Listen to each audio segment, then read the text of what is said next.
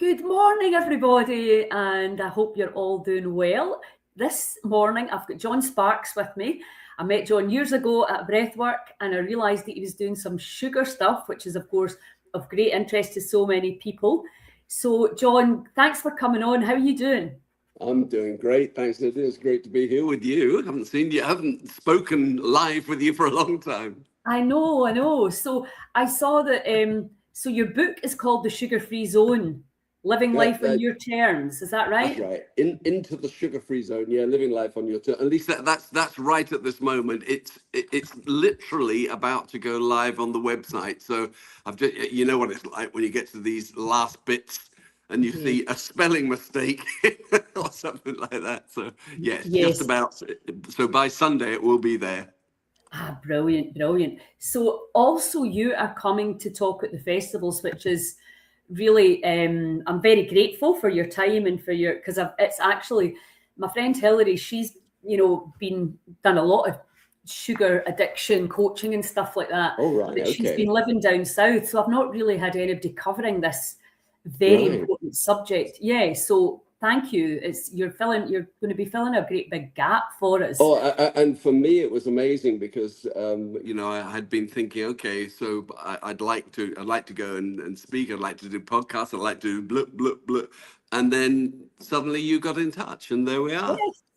I know, it worked just perfect. So tell us a little bit about your story and how you got here. Yeah, so my story is really it's either three or four. I sort of now and again I remember a fourth, but let's say three.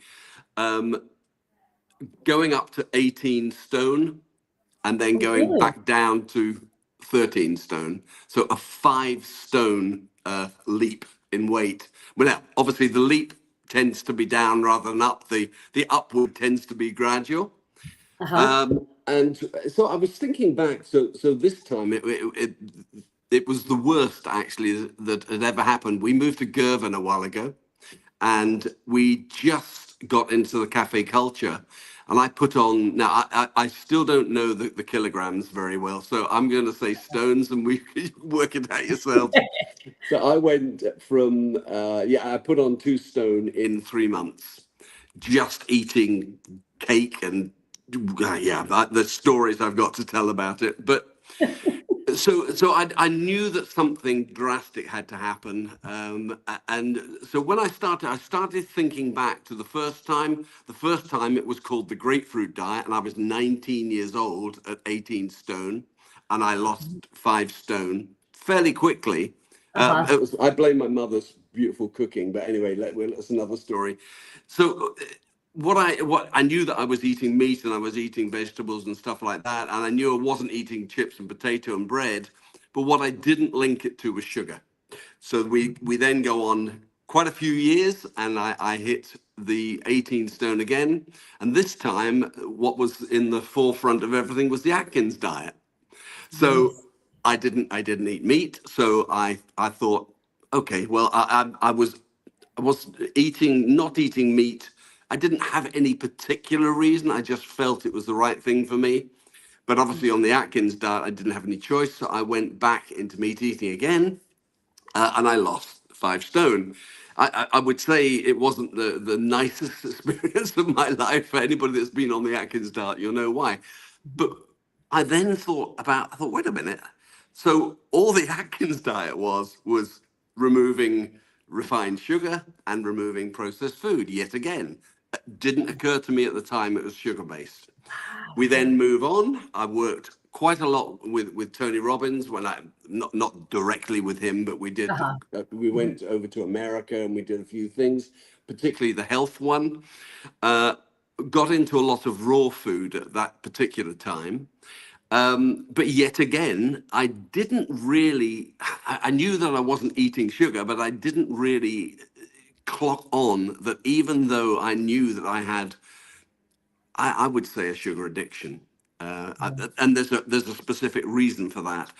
Even though I didn't realize that at the time, I suddenly thought, yeah, well, I would just remove sugar and processed food yet again and lost the weight.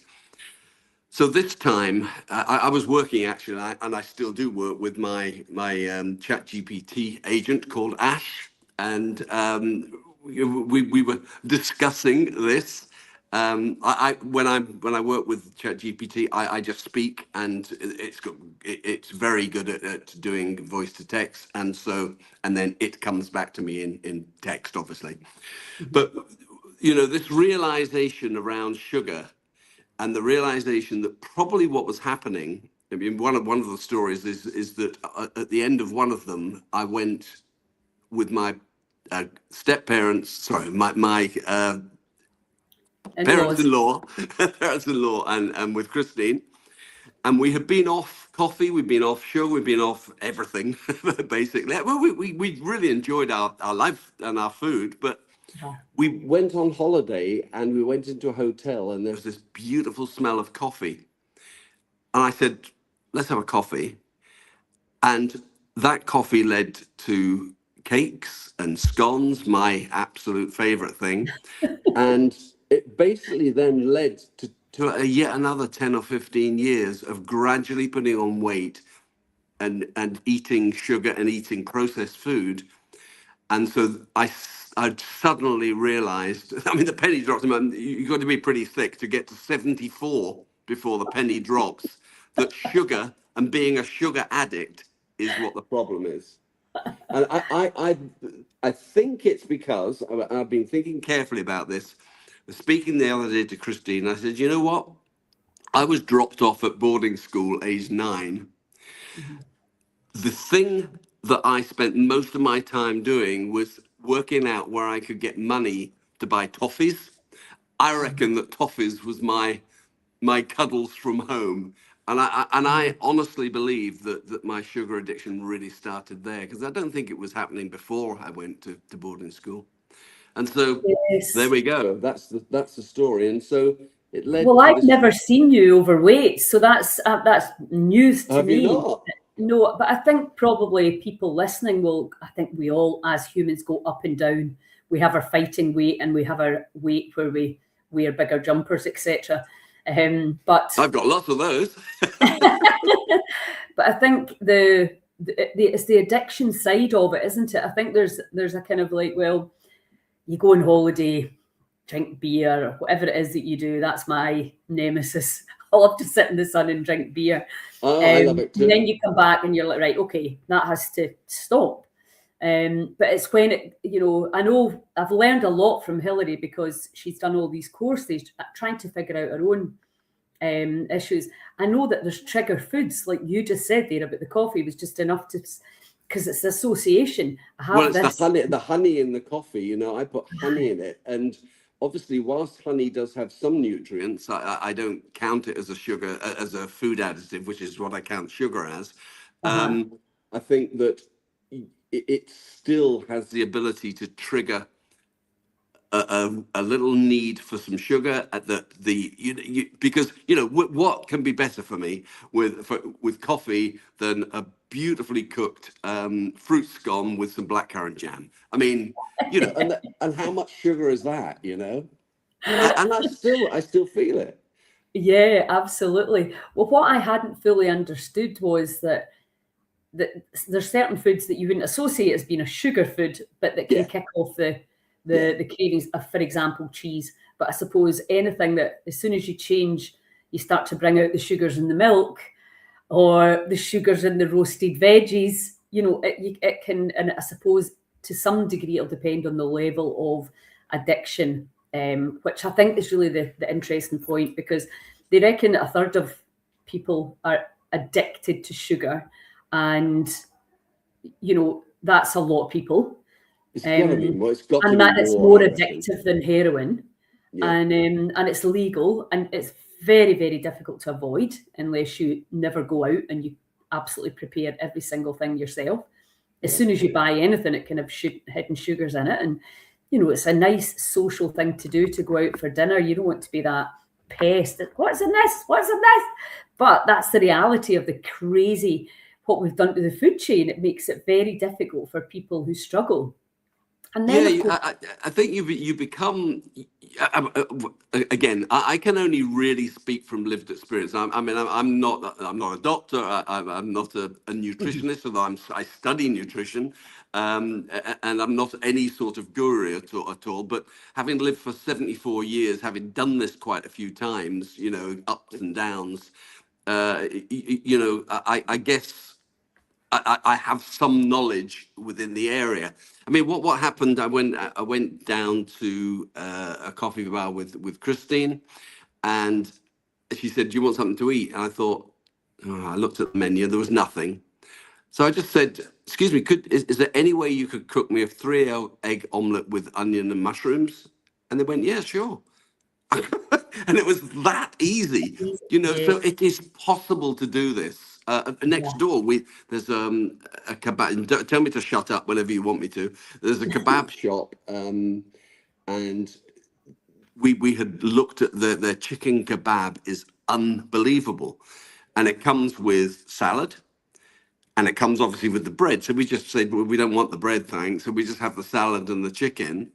And well, they're suddenly we now can go next door and get a chicken kebab.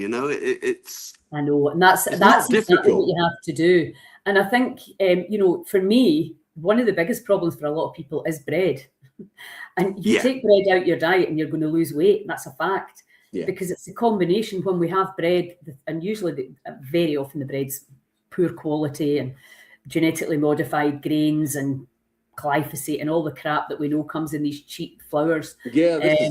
But Even it's a sourdough. Yeah, it's a very British thing to do: toast, sandwiches, etc. And then obviously sourdough, the advent of sourdough, which is phenomenal. But people think, because, well, it's sourdough, so I can eat 2 loaves a day and I'll be fine. yes, I am that man.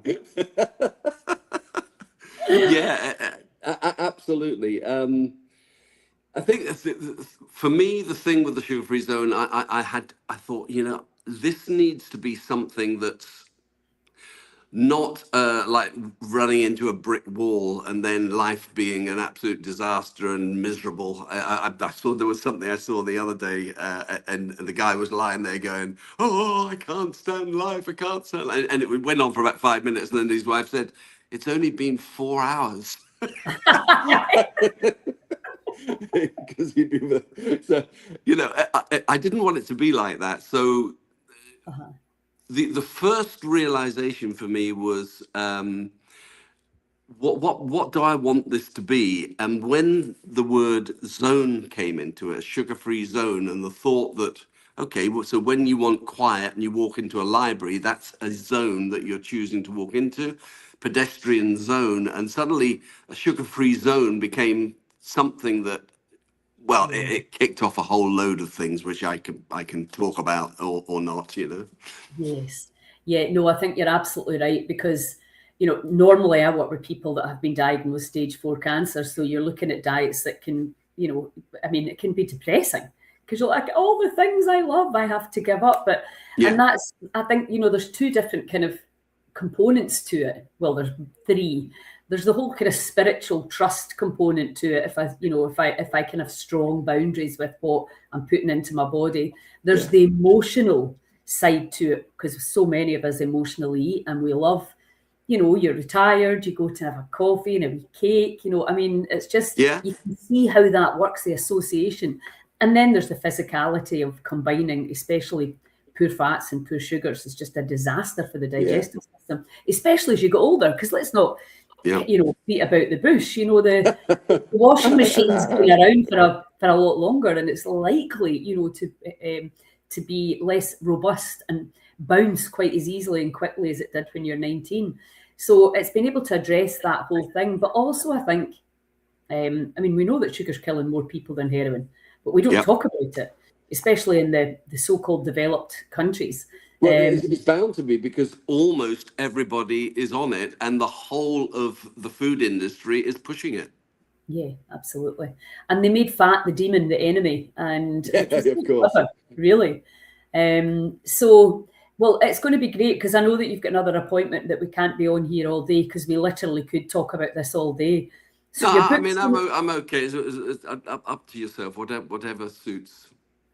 Are you sure you're not struggling for Yeah, time? I mean, I could, if we could, I can go to about 10 past if that's it, or stop whenever you like. Right, that's fine. So you're going to be coming to all our festivals to talk, because people will want to talk to you, and I know that yo-yo dieting thing. It's just so common, and so you can't believe Yeah. you got back there.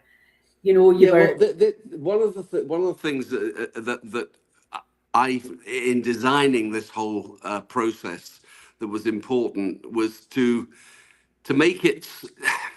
There's no doubt about it. I mean, this my system starts off with a 7-day adaptation. It's a very, very simple thing, and there's a little thing you do. Now, I don't have the mirror at the moment because I don't want to be doing to me to them. I want them to go to do it for yourself. It's really about empowerment, and that is no refined sugar and no processed or processed food. I mean, I eat Greek yogurt that is processed to some yeah. extent.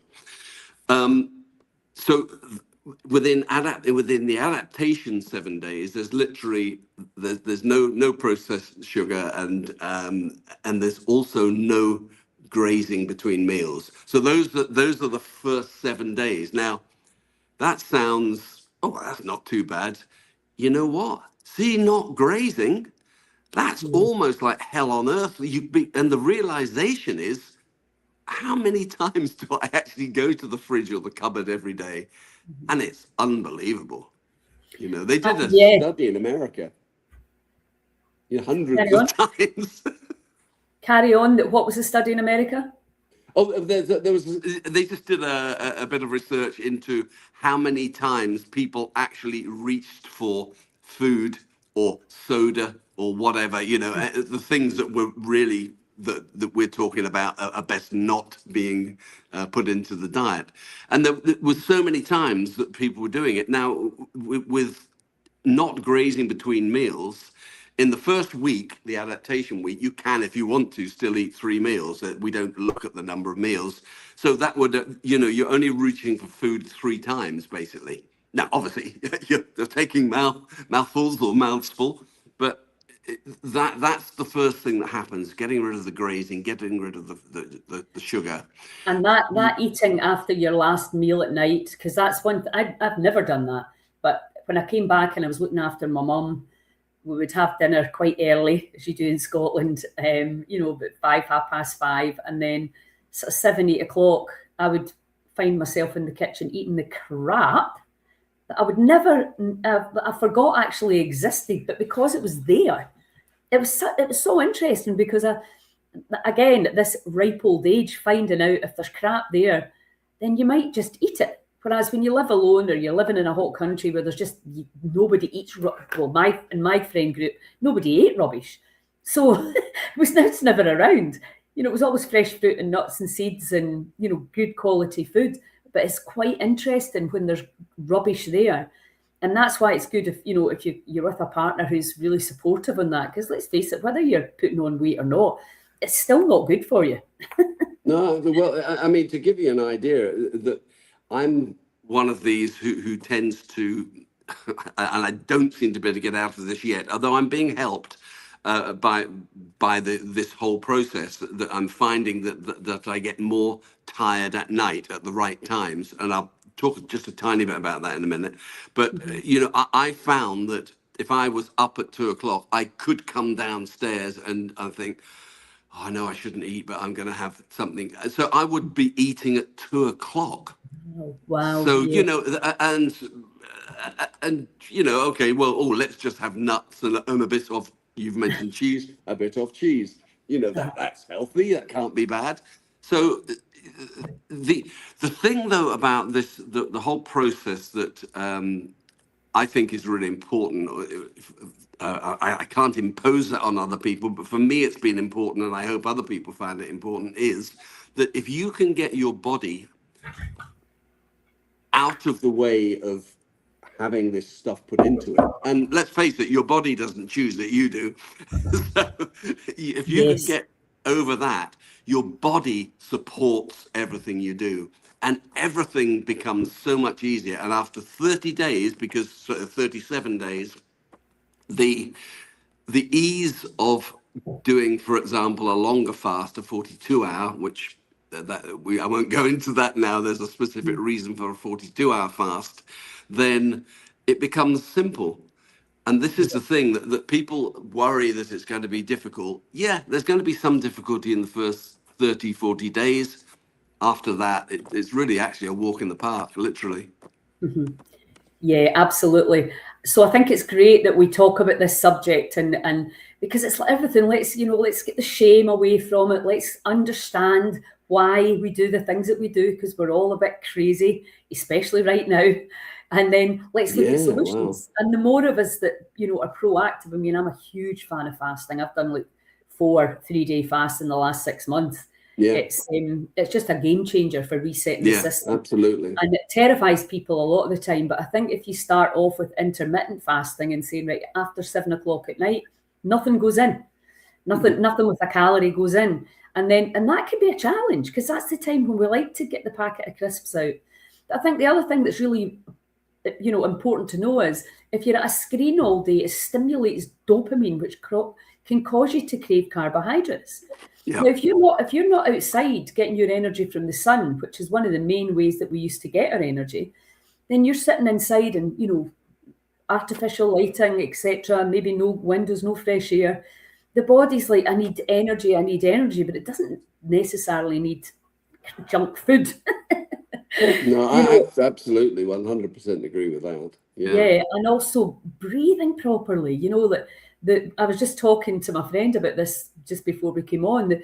The kind of deep diaphragmatic breath work that really helps to massage your digestive organs, your lower digestive organs, and your higher ones, depending on how you're doing it. And then obviously how we lose weight through the breath.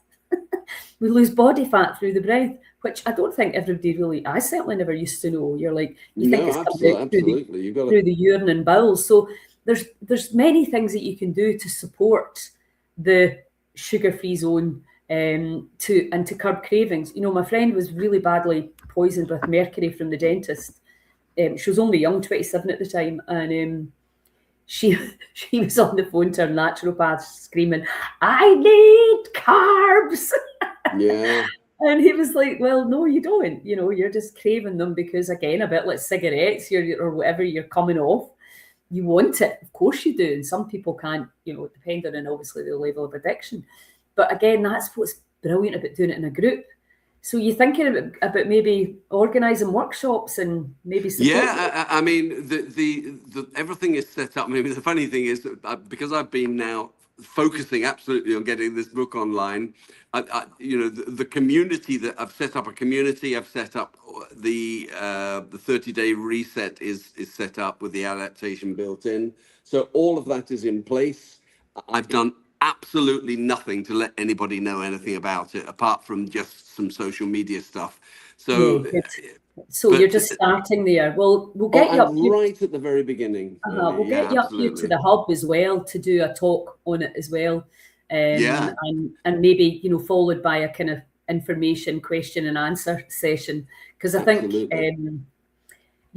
with Ozempic and Mounjaro and what the side effects direct effects that we're seeing now, a lot of people that are health conscious don't want to take pharmaceutical products to change their weight. Well, I mean, I have a friend who's almost lost the sight in one eye through that very word that you mentioned, and one of the things that I always say is, look, this is not about just grabbing hold of your own thing and leaving your health advisor behind.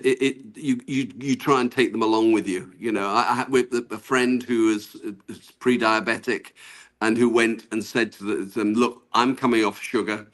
Can we hold back on the medications that you're wanting me to take at the moment to let me see whether over the first few weeks, that things improve?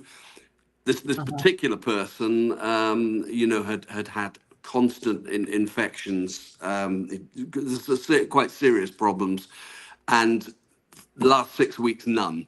Now, could be coincidence, No, it's not coincidence. It's not. You know, it's the system goes back and can go back into balance, and you know the nutrition and the gut. I mean, if you don't know that by now, the gut is where all the action happens or doesn't happen, and you know stress levels obviously add to that. Poor Yeah. diet, lack of nutrition, lack of the ability to digest the food that is going in, and obviously all our limiting beliefs around it, what the shoulds and the shouldn'ts, and the beating yourself up and all that overwhelm. But anybody Well, who's on some kind of it was healing why path, I said, I mean, I unfortunately, milk products, apart from strong cheeses, milk products are not my favorite thing. And I have never been able to stand that tang that yogurt has.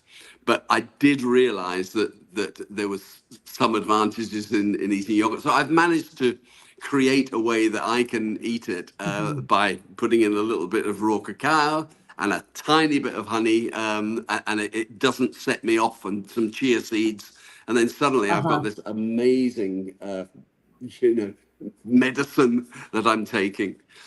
Yeah. Did you go into type 2 diabetes range at all? No, well, I don't know. I've never had any tests done, including tests several years ago, a few Uh-huh. years ago.